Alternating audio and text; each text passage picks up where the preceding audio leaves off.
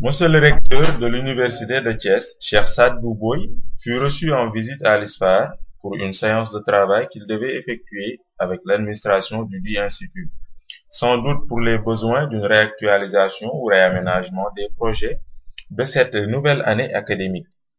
L'amicale des élèves ingénieurs de l'institut n'a point manqué de saisir cette occasion pour s'entretenir avec monsieur le recteur, et des échanges fructueux et assez prometteurs s'en sont sortis. En marge de cela, le club multimédia et journalisme a partagé une brève série d'échanges avec monsieur le recteur. Après avoir présenté le club, les motivations de sa création et ses objectifs, le président du club, monsieur Mohamed Seck, est largement revenu, et on aurait dit le professeur Ibader Thiam, sur l'historique des réalisations, à savoir reportages, interviews, séances de travail, entre autres, sans oublier de lui étaler les limites auxquelles le club fait face depuis ses débuts. Il s'ensuivit aussitôt une interview avec monsieur Boye, où il s'est agi des questions et de l'université et de l'ISFAR. Pour le premier comme le second, dans une certaine mesure, l'on a abordé sa présentation, son organisation, sa structuration, mais aussi sa politique pédagogique et sociale, parmi tant d'autres points qui ont été discutés. Bonjour, nous sommes donc en compagnie de monsieur le recteur de l'université de Thiès, monsieur Cheikh Saad Bou Boye, pour une interview à propos de l'actualité en général de l'université de Thiès et en particulier de l'ISFAR. Nous allons donc commencer par l'université de Thiès en vous remerciant déjà de nous avoir permis cette interview-là et en vous demandant si possible de nous faire un peu de nous présenter un peu quelle a été l'évolution de l'université et quelles ont été les difficultés que vous avez à rencontrer et surpasser. Bon, je vous remercie, c'est toujours un plaisir de partager avec vous la vie de l'université de Thiès que j'ai intégrée en 17 octobre 2010. Et vous dire qu'avant de venir à Thiès, j'ai déjà presque fait 10 ans à Dakar. J'étais le vice-doyen de la faculté de médecine de 2000 à 2006, doyen entre 2006 et 2010. En même temps, j'étais le vice-recteur de l'UCAD. Et parallèlement, j'ai dirigé l'école doctorale des sciences de la vie, de la santé et de l'environnement de l'UCAD, que j'ai mis en place de 2006 à 2010. En arrivant en Thiès, je dirais que c'est un plaisir pour moi d'intégrer une jeune université qui était dans une phase de gestation et qu'il me fallait contribuer à améliorer du point de vue de sa structuration. Je peux dire que j'ai la chance d'avoir rencontré des personnes très réceptives et des institutions qui étaient fortes. L'ISFAR a l'expérience d'être la plus ancienne, 50 ans, plus de 50 ans, et j'ai aussi appuyé sur ces institutions qui s'agissent de l'ISFAR, de l'ENSA, pour mettre en place un dispositif organisationnel qui nous permette de rendre l'université beaucoup plus fonctionnelle. La première structure à mettre en place, c'est le conseil d'administration. L'université de Thiès est la seule institution universitaire au Sénégal à disposer d'un conseil d'administration installé en 2011 et qui a aussi permis de commanditer ce qu'on appelle un audit des procédures et un audit organisationnel. Un audit, c'est une façon de voir comment l'université est organisée. Qu'est-ce qu'il y a en bien, qu'est-ce qu'il y a en mal, ce que nous cherchons aussi à avoir, et aujourd'hui, des difficultés étaient plus structurelles. Quand l'université de Thiès a été bâtie, certes avec des institutions qui étaient fortes, mais aussi avec beaucoup de difficultés en termes d'infrastructures, surtout concernant les nouveaux établissements qui ont été créés. Il y a beaucoup de locations. Cette charge locative était importante. En dehors de l'ISFAR, de l'ENSA, de l'UFR Santé et un peu de l'UFR CES, la plupart des bâtiments ont été loués. Cela a été aussi disons, une limite à l'épanouissement de l'université. Néanmoins, nous avons essayé de structurer. Et avec le conseil d'administration, nous avons mis un conseil scientifique.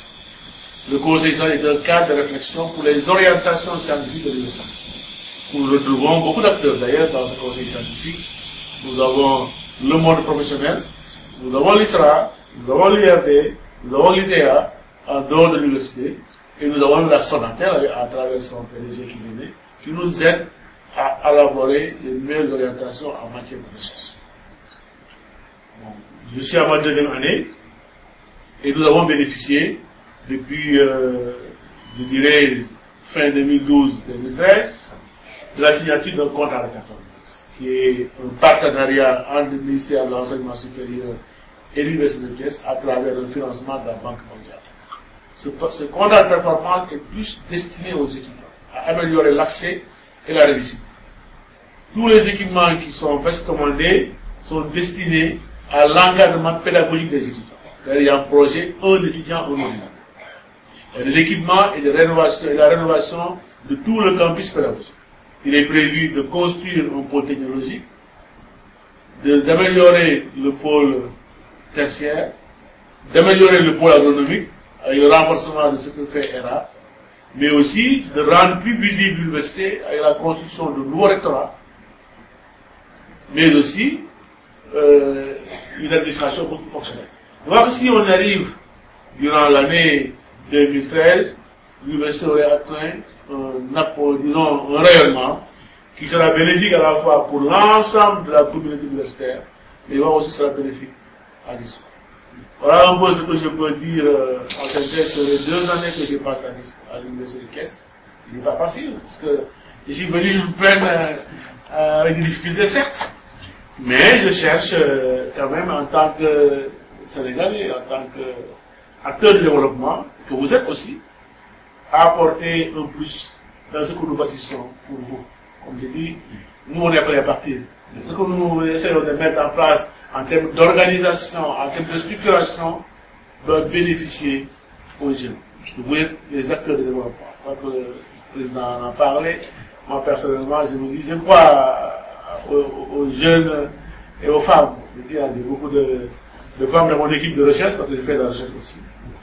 Et ces femmes m'ont beaucoup apporté dans ma vie professionnelle. J'ai un brevet, je travaille dans la recherche en microbiologie, vous savez, les microbes sont transversales. Et beaucoup de choses que j'ai bâties, je crois que je dois aussi aux étudiants. Beaucoup contribué dans l'activité de recherche, mais aussi aux femmes qui ont raconté la délicatesse et l'innovation dans ce que nous faisons. En tout cas, je crois que l'ISFAR est une des structures phares de l'Université de Thiès, et nous croyons l'ISFAR. Moi, je le dis honnêtement, l'ISFAR, quand j'arrive ici, quand j'intègre l'ISFAR, je suis à l'aise. Merci. Donc, à vous entendre parler, il y a quand même un certain optimisme qui est présent au sein de l'Université de Thiès. Et donc, dans sa politique pédagogique et sociale, quelles sont aujourd'hui les priorités de cette université-là? Bon, c'est vrai qu'il y a différents aspects sur le plan social, parce que, vous savez, quand on bien apprécié tout à l'heure, je sais que le multimédia, quand il a insisté sur la gestion du stress. Mais le stress, ce n'est pas uniquement la forme, c'est les sollicitations nerveuses auxquelles nous faisons face. Et pour permettre, comme nous le disons en médecine, au corps sain dans un esprit sain, il faut quand même créer un équilibre psychosocial. Donc la prise en charge sociale de les étudiants et les formateurs. Et l'État l'a mis au cœur du dispositif de gouvernance universitaire. Faire le cours, de regarder comment on peut améliorer la prise en charge sociale des étudiants. Et raison pour laquelle, dans ma préoccupation du moment quand je suis arrivé, c'est de voir avec le cours, de voir les acteurs, comment disposer d'un espace. Un espace, et avec l'armée, nous avons 80 hectares. Ce qui n'existait pas, nous n'avons pas de patrimoine. Et quand on dit 80 hectares, il va psychologiquement montrer que l'université existe. Donc ma première préoccupation, c'est qu'il me faut un portail. La deuxième, c'est un environnement social, avec le sport, la culture. Et j'ai créé la commission, avec l'armée, la commission qualité. Quand on parle de qualité, c'est la qualité de vie, c'est la qualité de l'enseignement, c'est la qualité de la gouvernance. Donc c'est la première université, je dirais, qui a créé cette commission sur l'université. Parce que la qualité, c'est un tout. C'est la qualité de vie et en même temps la qualité de l'enseignement. Donc nous avons intégré cet aspect social. Sur le plan des perspectives pédagogiques, je vous ai dit, on a signé en octobre 2012 le contrat de performance. Le contrat de performance, c'est tout pédagogique. Comment faire pour améliorer l'accès, créer les conditions d'encadrement depuis l'épanouissement des étudiants pour qu'ils réussissent. Donc le dispositif de contrat de performance a été signé, le contrat est recruté, tout est presque en place pour démarrer incessamment le déroulement du contrat au bénéfice des autres. Donc les perspectives sont bonnes. Il y a des limites en moyenne, mais le contrat a été tout. Il y a du sport, il y a de la culture, il y a de l'équipement pédagogique, il y a de la formation, il y a du fonctionnement. Et au service des équipes. Donc l'équipe des CDP, vous les appelez, va probablement venir à l'ISFA. Ils sont en train de finaliser le document. Ils ont un programme de partage qui va se faire dans chaque institution. Ils vont probablement dans le court terme, peut-être d'ici la fin du mois, faire une visite à l'ISFA pour échanger avec vous, avec des présentations sur l'ensemble du dispositif qui sera mis en place et qui à coup sûr va améliorer la vie des étudiants. Parce que vous savez, moi je tiens beaucoup à la qualité de vie. C'est ce que j'ai toujours mis en exergue partout où j'ai été. Certes, il faut enseigner. J'ai même climatisé des salles. Il ne dit pas que je ne climatise pas. Et ça a changé les ratios de réussite. Il passe de 30% à 60% en réussite. Et climatiser les salles, ça change les rapports enseignant-enseignant. Les gens étaient frais, il y a moins de stress, et les rapports ont changé. Donc je crois à cela, je crois que la qualité de vie, pour moi, elle est fondamentale. Et raison pour laquelle, tout à l'heure, je vous dis, j'aime les garder parce que moi, j'aime créer les conditions de mon épanouissement personnel. Et tout aussi bien l'épanouissement des acteurs qui travaillent avec moi. Et vous en faites partie. Je veillerai à ce que cette qualité de vie, qui est la dynamique sociale, soit plus ample. Le côté pédagogique, vous avez une chance que les autres n'ont pas, mais on veillera.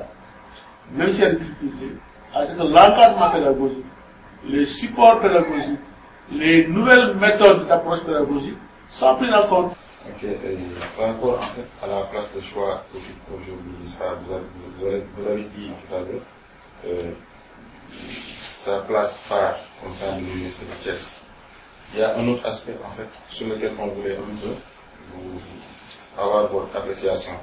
C'est-à-dire que d'habitude les étudiants de l'histoire, quand ils sortent, ou les étudiants de la troisième année, quand ils partent en mémoire, ils sont tout à fait à l'aise pour certaines études par rapport à des études au laboratoire.